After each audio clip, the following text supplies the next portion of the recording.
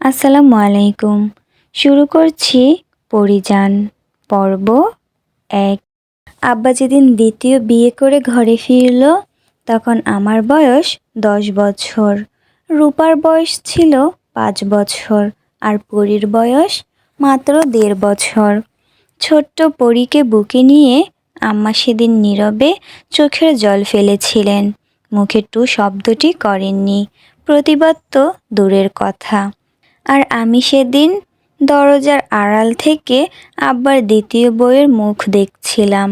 আব্বার দ্বিতীয় বউ আমার আম্মার নখের যোগ্যও না। কালো একটা মহিলাকে বিয়ে করেছেন আব্বা, যেখানে আমার আম্মা তার চেয়ে ১০০০ গুণ বেশি সুন্দরী। তারপরও আব্বা ওই মহিলাকেই বিয়ে করেছিলেন, কারণ একটাই, আব্বার একটা পুত্র সন্তান চাই। না হলে তার এত সব সম্পত্তি কে দেখবে, তার জমিদারি কে সামলাবে।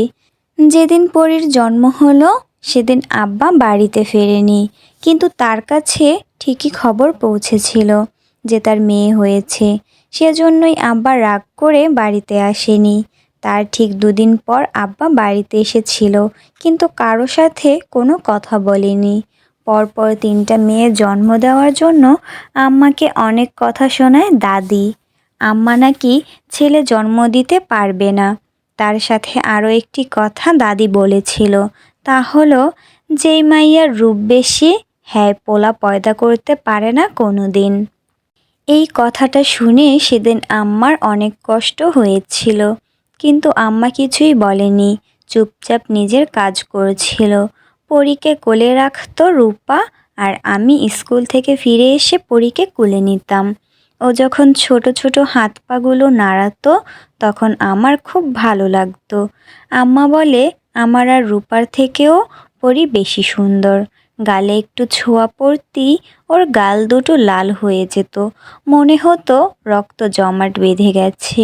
সেই ভয়ে পরীকে বেশি কোলে নিতাম না, পাছে যদি ব্যথা পায়।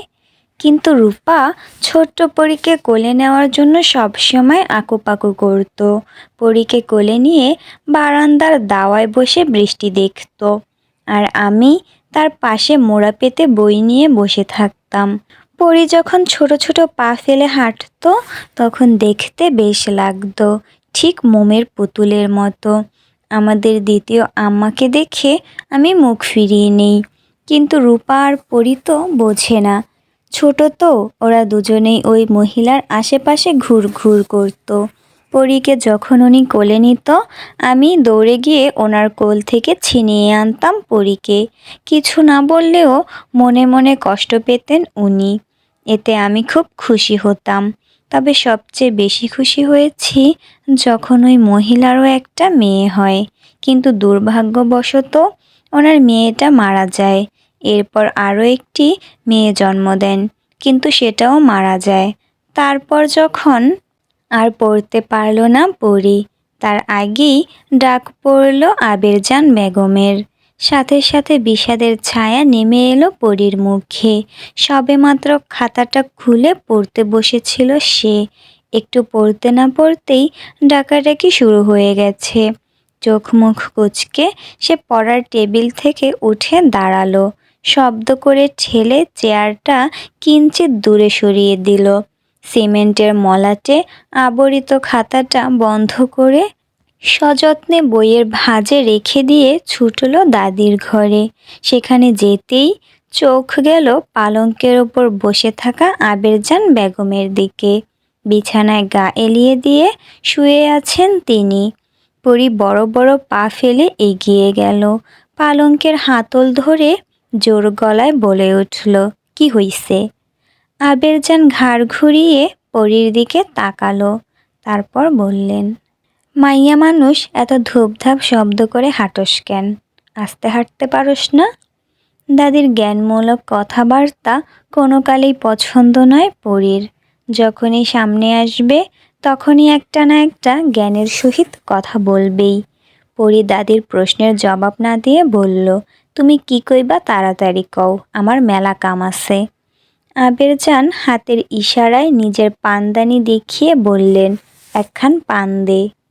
আগের ন্যায় ধূপধাপ পা ফেলে জলচৌকির দিকে এগিয়ে গেল। হাঁটু গেড়ে বসে পান বানিয়ে এনে দাদির হাতে দিতেই তিনি পানটা মুখে পুরে নিলেন। পরি কৌটা থেকে কিছুটা চুন দাদির তর্জনী আঙুল মেখে দিয়ে কৌটাটা আগের স্থানে রেখে দিল। বাইরে যাওয়ার জন্য পা বাড়িয়ে আবার ফিরে তাকালো দাদির পানে।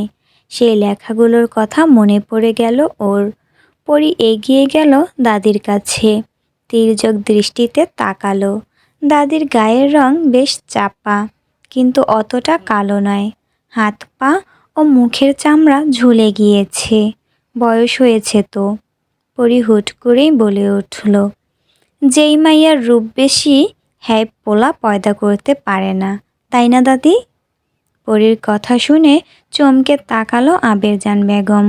এই কথা পরি শুনল কোথা থেকে? দাদিকে বলতে না দিয়ে পরি আবার বলে, তোমার তো রূপ নাই, তাই তো দুইটা পোলা পয়দা করছো, কিন্তু একটারেও তো মানুষ করতে পারো নাই, দুইটা অমানুষ পয়দা করছো। বুড়ি কোনহানকার, আমার আম্মা জান 3টা সোনা জন্ম দিছে, আর তুমি কি করছো? এক পোলায় 2টা বিয়া করছে, আরেক পোলার বিয়ার খবর নাই। পরের মাইয়া দেইখা দেইখা দিন পার করে। কথাগুলো বলে পরি একদণ্ড দেরি না করে দৌড়ে বাইরে চলে গেল। আবেরজান বেগমকে কিছু বলতেই দিল না। নিজের নাতনির ওপর ক্ষুব্ধ হলেন আবেরজান। মেয়েটা বেশ চটপটে আর উড়নচণ্ডী স্বভাবের। মুখের বলিতে সবসময় তেজ মিশ্রিত থাকে, যা ওনার আর 2 নাতনিদের মধ্যে কোনোক্ষণেই দেখেননি। পরীর এরকম কথা শুনতে তিনি অভ্যস্ত, তাই বেশি না ভেবে তিনি পান খাওয়ায় মন দিলেন। দাদির ঘর থেকে ছুটে বের হয়ে নিজের শয়নকক্ষের দিকে পা বাড়াতেই আবার ডাক পড়ল। এবারের ডাকটা দিয়েছেন পরীর মা মালা বেগম। মায়ের ডাক শুনে আবার ঘুরে দাঁড়াতে হলো পরীর। সোনালি আপুর খাতাটা আজকে বোধ হয় আর পড়া হবে না। ঘাড় ঘুরিয়ে একবার টেবিলের দিকে তাকালো সে। বইয়ের সাজানো স্তূপের মধ্যে আসামির ন্যায় পড়ে আছে খাতাটা। হাতছানি দিয়ে ডাকছে যেন পরীকে, কিন্তু সময়ের অভাবে পরী আসতে পারছে না। অসহায় নয়নে শুধু খাতাটা দেখতে লাগলো সে। এর মধ্যে দ্বিতীয়বারের মতো ডেকে উঠল মালা। পরী দৌড় লাগালো। পরনের ঘাগরাটা 2 হাতে হালকা উঁচু করে ধরে সিঁড়ি ভেঙে নেমে দৌড় দিল রন্ধনশালার দিকে। সেখানে বসেই ডাকছিলেন মালা। পরী ওখানে গিয়ে দাঁড়াতেই জেসমিনের দিকে চোখ পড়ল। সাথে সাথেই চোখ ফিরিয়ে নিল। বড় একটা গামলায় কুচো চিংড়ি বোঝাই করা, সেগুলো বাছাই করছে দুজনে মিলে। মালা পরীকে খেয়াল করেনি। তিনি চিংড়ির হাত পা খোসা ছাড়াচ্ছেন আর কাশছেন।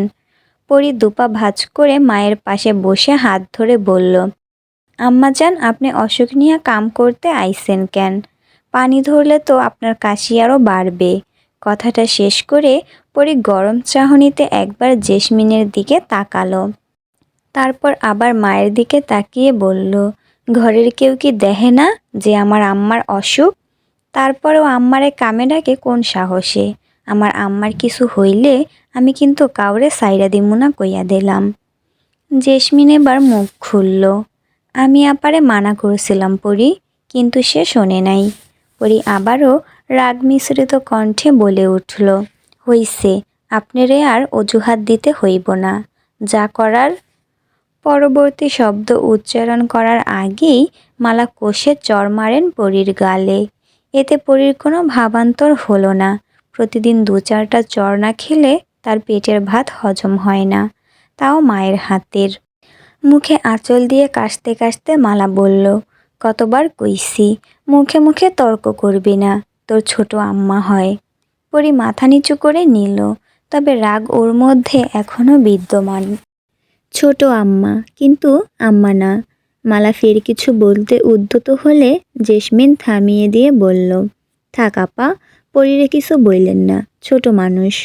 এরপর পরীর দিকে তাকিয়ে বলল, পরী, তুমি জুম্মান রে নিয়া শাপলা বিলে যাও, ঘরে একটা মানুষও নাই, তাই তোমারে বলতাছি। কতগুলো শাপলা নিয়ে আসো, চিংড়ি দিয়া রান্না হইব, আজকে ঘরে মেহমান আসবে। কপালে দৃঢ় ভাঁজ পড়ল পরীর। অবাক করা কণ্ঠে বলে, এই বন্যার ভিতরে মেহমান আইবে কই থাইকা? পর মুহূর্তে কিছু ভেবেই পরীর মুখে হাসি ফুটে উঠল। রূপা আপা আইব? মালা দিলেন এক ধমক। এত কথা কস কেন, তাড়াতাড়ি যা। আর শোন, মুখটা ভালো করে ঢাইকা যাবি, কেউ জানি না দেখে। নৌকার সইয়ের মধ্যে থাইকা বাইর হবি না। জুম্মানরে নিয়ে এখন যা। তোর বাপে আর তার লোকজন থাকলে তোরে পাঠাইতাম না। এমন সময়টাতে বাড়ি খালি। মৃদু রাগ দেখা গেল মালার মুখে। কিন্তু পরি বেজায় খুশি আজকে। অনেক দিন পর বাইরে বের হবে। দৌড়ে নিজের কক্ষে চলে গেল। ওড়না দিয়ে নিজের মুখ ভালো করে বেঁধে নিল। শুধু চোখ দুটো খোলা রাখল। দাদির ঘর পেরিয়ে আসার সময় উকি দিল পরি। আবেরজান আয়েশ করে বসে বসে সুপারি কাটছে। পরি হাঁক ছাড়ল, ও বুড়ি। সুপারি কাটা রেখে পরীর দিকে তাকালেন তিনি। পরীকে এই সাজে দেখে তিনি বুঝে ফেললেন যে আজকে পরী ঘরের বাইরে বের হবে। তিনি জিজ্ঞেস করলেন, কই যাস? পরী ভেংচি কেটে বলল, তা দিয়া তোমার কাম নাই। আমি এখন যাই।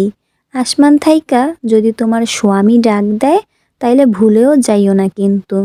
দেশ বন্যার পানিতে ভাইসা গেছে, তোমারে কবর দেওয়ার জায়গা পামু কই? পরী খিলখিল করে হাসতে হাসতে চলে গেল। আবারও রাগ হলো আবেরজানের। তার ভাষ্যমতে মেয়েদের জোরে হাসতে নেই, কাশতে নেই, এমনকি কাঁদতেও নেই। মেয়ে মানুষ থাকবে মোমের মতো। আগুনের স্পর্শ পেলে নীরবে গলে যাবে, জ্বলবে, পুড়বে, ছাই হবে, তবে মুখ থেকে শব্দ বের হবে না। কিন্তু পরীর স্বভাব তার ধারণার বাইরে। তাই তিনি ঠিক করলেন আজকে মালাকে বলে এই মেয়ের একটা ব্যবস্থা করবেই করবে। গ্রামের নাম নূরনগর। পদ্মা নদীর ধার ঘেঁষেই এই গ্রামের অবস্থান। পদ্মা যেন নূরনগরে নূরের আলো ছড়িয়ে দিয়েছে।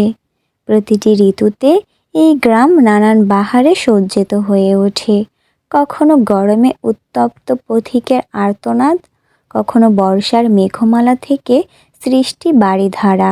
স্বচ্ছ নীলাম্বরে মেঘের ভেলা, ঘাসে জমে থাকা শিশির কণার রূপবত্তাত কোকিলের মধুর কণ্ঠ, সব মিলিয়ে গ্রামের এই সৌন্দর্য সবার মন কাড়ে।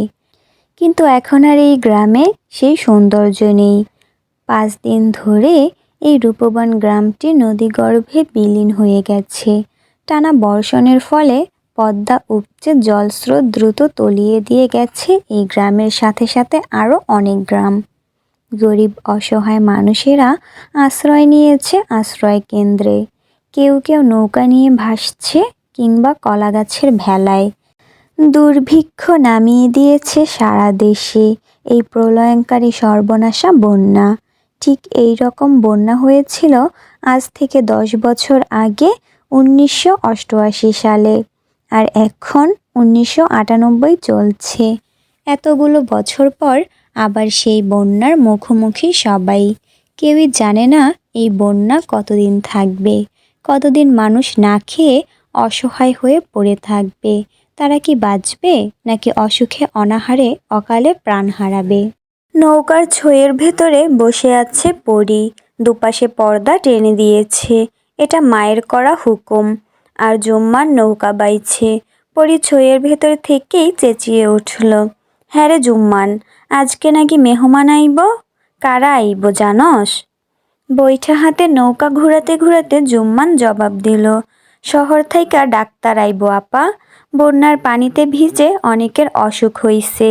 হ্যার লাইগা আব্বা শহর থাইকা ডাক্তার আনতাছে, তারাই আইব। তোরে কইছে ক্যাডা? জুম্মান অকপটে স্বীকার করে বলে, বড় আম্মাই কইছে। পরী আর জবাব দিল না। শাপলা বিলে নৌকা আসতেই পরীর মনটা খুশিতে নেচে উঠল। যদিও শাপলা বিল আর আগের মতো নেই, পানিতে ভরে টুইটম্বুর। কোনটা বিল আর কোনটা ক্ষেত বোঝা মুশকিল। সুতো কাটা ঘুড়ির মতো নিজেকে এখন মুক্ত মনে হচ্ছে পরীর। আজকে তো সে বিলের পানিতে সাঁতার কাটবে, তাতে মা বকলে বকুক, মারলে মারুক। কিন্তু তখনই বিপত্তি ঘটে গেল। পরীর ইচ্ছাই রয়ে গেল জুম্মানের কথায়, আপা আমাগো আরেকখান নৌকা আইতাছে এইদিকে। কৌতূহল নিয়ে পরি প্রশ্ন ছুড়ে দিল, নৌকায় ক্যাডা দেখ তো। জুম্মান দাঁড়িয়ে উকি দিয়ে দেখে বলল, লতিফ কাকা আর দেলোয়ার কাকা আর লগে মাঝি। সাথে সাথে মেজাজ খারাপ হয়ে গেল পরীর। এটা নিশ্চয়ই ওর মায়ের কাজ। কাজের লোকগুলো বাড়িতে আসতেই পাঠিয়ে দিয়েছে। পরীর আর ভালো লাগে না এইরকম খাঁচায় বন্দি পাখি হয়ে থাকতে। একা খোলা আকাশে মুক্ত পাখির মতো উড়ে বেড়াতে চায় সে। কিন্তু ওর মায়ের জন্য তা আদৌ কখনো সম্ভব হবে কি? কথায় কথায় কসম দিয়ে পরীকে চুপ করিয়ে দেয় তিনি। পরী জড়সড় হয়ে বসেই রইল সইয়ের ভেতরে। সম্পান মাঝি দাঁড় বাইছে, সাথে আরও দুজন মাঝিও আছে। বিশাল আকৃতির নৌকাখানি টেনে নেওয়া একটুখানি কথা না। ৩-৪ জন মাঝি তো লাগবেই। ঘাম ছুটে গেছে সবার। হঠাৎ করেই কেউ ডেকে উঠল, ও সম্পান মাঝি, ওইদিকে কই যাও, খাড়াও দেহি একটুখানি। সম্পান বাঁশের সাহায্যে নৌকা থামিয়ে দিল তৎক্ষণাৎ। পাশে দাঁড়িয়ে থাকা নৌকা থেকে বিন্দু বের হয়ে এলো। পরনে অর্ধ নোংরা শাড়ির আঁচল কোমরে গুজে দিয়ে শুধালো, ওইদিকে কই যাও। সম্পান নৌকার ধার ঘেঁষে এসে দাঁড়ালো, বলল, জমিদার বাড়ি যাই রে বিন্দু। ডাক্তার আনছি শহর থাইকা, হ্যাগরে দিতেই যাইতাছি। বিন্দু উকি দিল নৌকার ছইয়ের ভেতর, তারপর বলল, ওই দিক দিয়া যাইও না মাঝি। সখারে দিয়া আমারে খবর দিল, পরিবানু আইজ শাপলা বিলে আইসে, অর লগে 2 খাটাইশও আইসে, গেলে ভালা হইব না। সম্পানের মুখে চিন্তার ছাপ দেখা দিল। সে আড়ষ্ট কণ্ঠে বলল, কস কি, পরি আহার সময় পাইল না? অন্যদিক দিয়া গেলে অনেক ঘুরা পড়ব, আমাগো তো জলদি যাইতে হইব, এখন কি করি? কিছুক্ষণ চুপ থেকে সম্পান আবার বলে উঠল, তুই লগে আয় বিন্দু, তাইলে আমাগো কিছু কইবে না। তুই পরীরে কইলেই পরি শুনব। বিন্দু মৃদু রাগ নিয়ে বলল, হ, খালি তো আমারেই পাও। পরি খবর দিচ্ছে তাও যাইতে পারলাম না। চুলায় শাক চড়াইছি, রান্দা শেষ না হইলে যাইতাম না। সম্পান অপেক্ষা করল বিন্দুর রান্না শেষ হওয়া অবধি। অজ্ঞতা যেতেই হলো বিন্দুকে। এবার বোধ হয় পরি তাকে বিলের পানিতে চুবাবে। বিন্দু নৌকায় বসতেই মাঝিরা নৌকা ছাড়ল।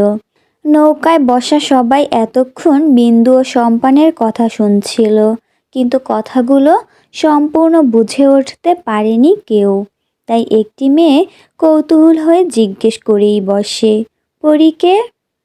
বিন্দু ঘাড় ঘুরিয়ে মেয়েটির দিকে তাকিয়ে জবাব দিল, আমাগো গ্রামের জমিদারের ছোট মাইয়া।